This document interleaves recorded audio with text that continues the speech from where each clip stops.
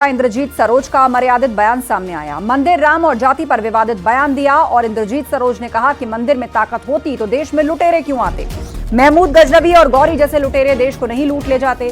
राम का नारा लगाने से कुछ नहीं होगा, जय भीम का नारा लगाइए तो आगे बढ़ेंगे। तुलसीदास को लेकर भी इंद्रजीत सरोज ने विवादित बयान दिया और कहा, तुलसीदास ने लिखा है, अगर कोई नीच जाति का व्यक्ति पढ़ लिख जाए तो वो सांप को दूध पिलाने जैसा होता है।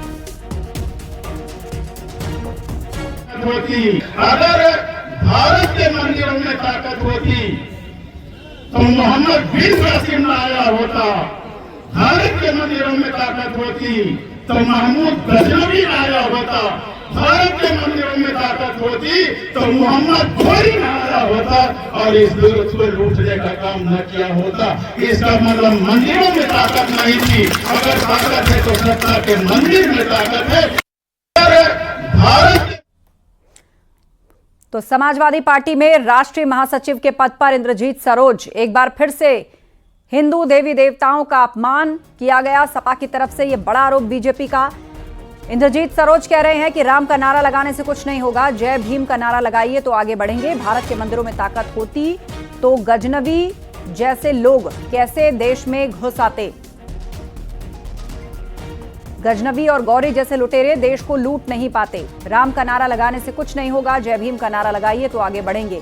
और तुलसीदास को लेकर भी इंद्रजीत सरोज ने विवादित बयान दिया और कहा कि तुलसीदास ने तो ये लिखा है कि अगर कोई नीच जाति का व्यक्ति पढ़ लिख जाए तो वो सांप के दूध पीने जैसा होता है।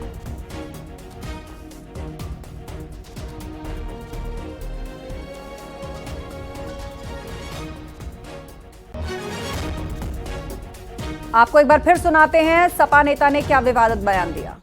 अगर भारत के मंदिरों में ताकत होती तो मोहम्मद बिन कासिम ना आया होता। भारत के मंदिरों में ताकत होती तो महमूद गजनवी ना आया होता। भारत के मंदिरों में ताकत होती तो मोहम्मद गौरी ना आया होता और इस दुर्ग को लूटने का काम न किया होता। इसका मतलब मंदिरों में ताकत नहीं थी। अगर ताकत है तो सत्ता के मंदिर में ताकत है। तो मंदिर में ताकत होती तो लुटेरे नहीं आते। गजनवी और गौरी जैसे लोग कैसे देश को लूटते अगर मंदिरों में ताकत होती। हिंदू देवी देवताओं का अपमान किया इंद्रजीत सरोज ने और कहा कि राम का नाम लेने से या राम का नारा लगाने से कुछ नहीं होगा। नारा लगाना है तो जय भीम का लगाइए, आगे बढ़ेंगे। तो समाजवादी पार्टी में राष्ट्रीय महासचिव के पद पर इंद्रजीत सरोज ये विवादित बयान देकर घिर गए हैं। बीजेपी ने इस पर हमला शुरू कर दिया है। और इस वक्त फोन लाइन पर हमारे साथ आलोक वत्स जी जुड़ गए हैं, पॉलिटिकल एनालिस्ट। आलोक जी, समाजवादी पार्टी के एक और नेता पर आरोप, जानबूझकर ऐसा बयान दिया गया, हिंदू देवी देवताओं का अपमान करने का आरोप कि मंदिरों में ताकत होती तो यहां लुटेरे नहीं आते, गजनवी और गौरी जैसे। देखिए, ये बयान तो बड़ा हास्यास्पद लगता है, साथ साथ शर्मनाक भी लगता है। कहीं के देवी देवता, चाहे क्रिश्चियन के हो, चाहे बौद्ध के हो या हिंदू के हो या मुसलमान के हो, कभी देवताओं को किसी ने एक्शन में आते देखा है किसी भी मसले पर? वो तो आस्था का विषय है, आशीर्वाद का विषय है, अंदरूनी ताकत देने का विषय है। लेकिन कभी उनको एक्शन में आते देखा है जो ये कह रहे हैं कि हिंदू मंदिरों में ताकत होती तो मुसलमान आक्रांता नहीं आते? तो ये बात तो फिर अंग्रेजों के लिए भी लागू होगी क्या? क्रिश्चियन के चर्च से आए थे हिंदुस्तान पर कब्जा करने, या सरदारों के गुरुद्वारे से निकल के वो कहीं पर जाके रन जीते हैं? ये आस्था का विषय है और आस्था पे कोई लॉजिक नहीं दे सकते आप।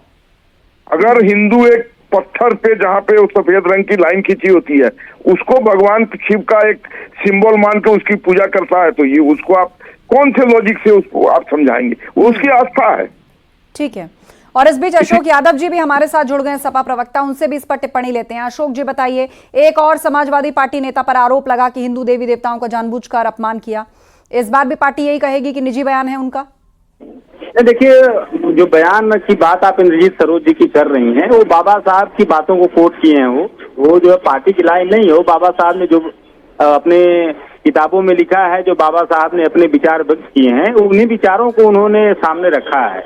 ये कोई पार्टी लाइन नहीं है या कोई ऐसा उनका बात नहीं है। बाबा साहब के विचारों को उन्होंने उकेरा है। बाबा साहब ने कहा था कि सरकार सब कुछ मुफ्त दे सकती है लेकिन शिक्षा नहीं, क्योंकि शिक्षा ही सवालों को जन्म देती है और सवाल फिर क्रांति लाते हैं। ऐसे अनगिनत विचार बाबा साहब ने दिए हैं। उन्होंने कुछ विचार उनके मैं भी पढ़ रहा था किताबों में, जो कहे कि अगर ये भीड़ जो है पुस्तकालय की तरफ चली जाए तो देश को विकसित होने में समय नहीं लगेगा। तो बाबा साहब के ऐसे बहुत सारे विचार हैं और उन विचारों में से किसी एक विचार को उन्होंने रखा होगा और पार्टी लाइन नहीं हो सकती। वो कह रहे हैं कि राम का नारा लगाने से कुछ नहीं होगा, जय भीम का नारा लगाइए तो आगे बढ़ेंगे। अशोक जी, ये भी किताब में लिखा है क्या? बाबा साहब ने कहाँ ऐसी बातें कही हैं? आप गलत सोच कर रहे हैं बाबा साहब अम्बेडकर को। नहीं, बाबा साहब ने कहीं ऐसी बात नहीं कही है कि हिंदू मंदिरों में अगर दम होता तो हिंदू मुसलमान आक्रांता नहीं आते। कहाँ पे उन्होंने ऐसी बात कही है? उन्होंने समतामूलक समाज की बात की है, उन्होंने शिक्षा की बात की है, आगे बढ़ाने की बात की है दलित वर्ग को, लेकिन ऐसी बातें उन्होंने नहीं कहा है। और उनके कहने पे आप जाते हैं तो उन्होंने तो कहा था कि 10 वर्ष के बाद ये आरक्षण खत्म कर देना चाहिए सभी के लिए, तो आपने किया, आप तो बढ़ा रहे हैं उस आरक्षण को आज की डेट में। ठीक है अशोक जी, यही समस्या जी जी देखिए, यही समस्या है कि ये लोग आरक्षण के भी दुश्मन हैं। जिस तरह से बाबा साहब को लेकर के हम आरक्षण के दुश्मन है, हमने आरक्षण को बरकरार रखा है अपने 11 वर्षों के शासन में, हम आरक्षण के दुश्मन है। अरे राजनीति के लिए, वोट के लिए इतना मत गिर जाइए भाई। बाबा साहब के संविधान को नहीं मानेंगे। जमीर कुछ बोलता है या नहीं बोलता है, या जमीर को मार के राजनीति कर रहे हैं। बाबा साहब के अनुयायियों के ऊपर बुलडोजर चढ़ा देंगे, बाबा साहब के अनुयायियों को जिंदा पेट्रोल डाल के जला देंगे, ये सारी चीजें भाजपा लोग कर रहे हैं आजकल। और ये बाबा साहब की बात, भाजपा के पास सबसे ज्यादा एमएलए, एमपी और पंचायत में मुखिया है, इसीलिए हमारे पास सबसे ज्यादा तादाद में है। प्रयागराज में भी कल की घटना है। आप ही का कार्यकर्ता दिलीप सिंह एक दलित युवक को जिंदा जला देता है पेट्रोल डाल के। क्या बात कर रहे हैं बाबा साहब? चलिए, तो इसने एक नए वाद विवाद और बहस को जन्म दे दिया। आप दोनों का शुक्रिया अपने अपने विचार रखने के लिए। तो सपा नेता इंद्रजीत सरोज ये बयान देकर एक बार फिर से उस बहस को शुरू कर दिया है जहां पर बीजेपी आरोप लगाती है कि जानबूझकर ऐसे नेताओं से बयान दिलवाए जाते हैं।